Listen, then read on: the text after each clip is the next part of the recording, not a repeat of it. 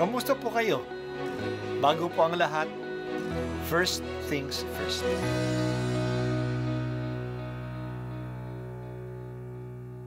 Good morning po. Sinisimulan po natin ngayon ang first things first.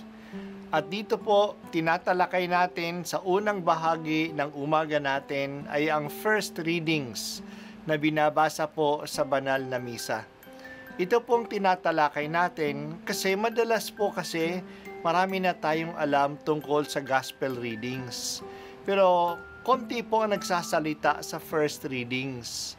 Pero ang first readings, bahagi din po yan ng Biblia, ng banal na kasulatan.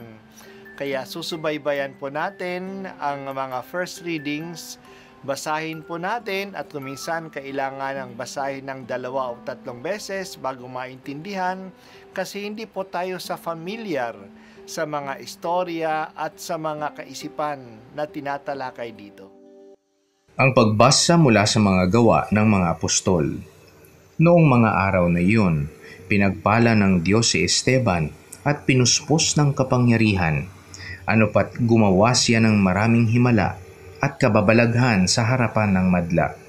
Nakipagtalo sa kanya ang ilang kasapi sa sinagoga ng mga pinalaya na binubuo ng mga Hudyong taga-Cirene, taga-Alejandria, taga-Cilicia at taga-Asya.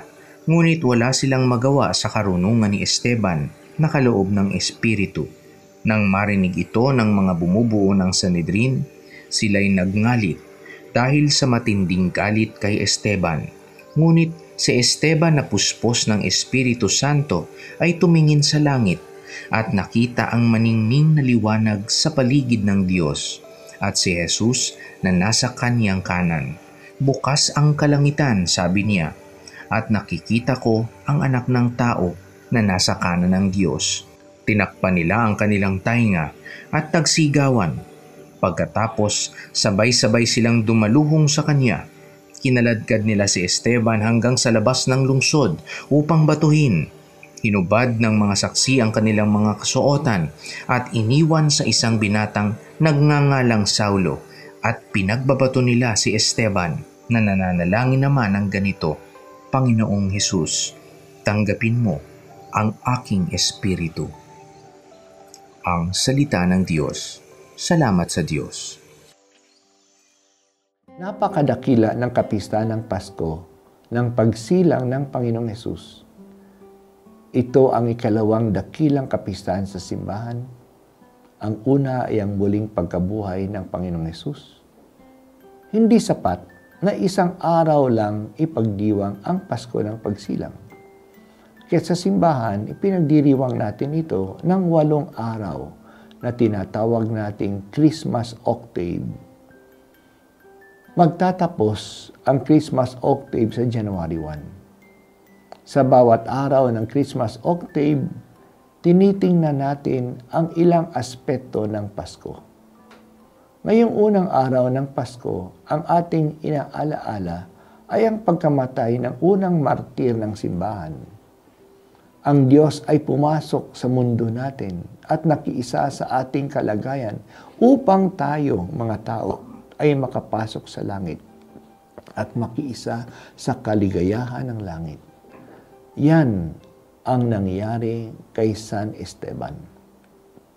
Si Esteban ay isa sa mga 7 tao na pinili ng simbahan na maglingkod bilang diakono. Hindi lang sila namamahagi ng pagkain sa mga balo. Sila din ang nagpapahayag ng magandang balita. Ito ay ginawa ni Esteban. Nagpapatotoo siya sa mga Hudyo na galing sa Cirene, Alejandria, Cilicia at Asya na si Jesus ang katuparan ng mga pangako ng Diyos. Maaring ang mga katunggali ni Esteban ay mga Greek-speaking Jews. Natupad ang pangako ni Jesus kay Esteban na ang mga alagad ay gagabayan ng Espiritu Santo kaya huwag silang matakot kung ano ang sasabihin at paano magsasalita kasi ang Espiritu Santo mismo ang gagabay sa kanila. Kaya sa mga debate sa mga Hudyo, walang laban sila sa arguments at patutuo ni Esteban. Galit na galit sila kay Esteban. Mas lalo silang nagalit noong nagpatutuo si Esteban na nakita niya si Jesus, ang anak ng tao, ay nasa kanan ng Diyos, Ama sa langit. Ito'y patutuo na si Jesus nga ay makapangyarihan kasama ng Diyos.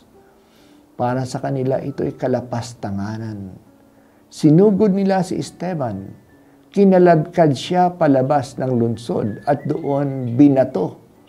Si Esteban ay pinatay sa labas ng lungsod tulad ni Jesus. At bago siya mamatay, ipinaubaya niya ang kanyang sarili kay Jesus. Tulad din ng Panginoong Jesus na pinabaya niya ang kanyang kamay, ang kanyang sarili sa kamay ng Diyos Ama. Si Esteban, ang unang martir, ay namatay tulad ni Jesus. At siya ay pinatay sa kanyang pagpapatotoo kay Jesus. Ang kamatayan ni Esteban ay sinang-ayunan ni Pablo. Siya yung Saulo, ang binata na nag-alaga ng mga damit ng mga taong bumabato sa unang martir. Masaya ang pagdiriwang natin ng Pasko na nawawala sa ating kamalayan ang lagim ng kamatayan. Pero nandyan yung kamatayan na umaabang kahit na sa bagong sanggol na isinilang. Ipinapatay ni Herodes ang mga sanggol sa Bethlehem sa hangad niyang ipapatay ang hari ng mga Hudyo. Pero nawala na ang kapangyarihan ng kamatayan kasi dumating na si Jesus, ang buhay at ang liwanag ng mundo. Hindi na natakot si Esteban sa kamatayan kasi dahil nandiyan na si Jesus, ang kamatayan ay nagpunta na. Ang kamatayan ay papunta na sa kamay ng Diyos. Ang kamatayan ay hindi na ang katapusan. Ito ay isang paraan upang mapasa Diyos tayo. Nawala na ang lagim at kamandag ng kamatayan. Kasi nasa atin na ang buhay, si Jesus na siya ang buhay ng mundo. O Diyos Ama, si San Esteban ay isinilang sa langit kasi si Jesus na iyong anak ay isinilang sa aming mundo. Bigyan mo kami ng katatagan ni Esteban na ipahayag si Jesus sa pagsasabuhay namin ng kanyang mga aral. Makiisa nawa kami kay Jesus na nakikiisa din sa amin. Ito po ang unang pagbasa at ako po ay si Bishop Broderick Pabilio dito sa First Things First.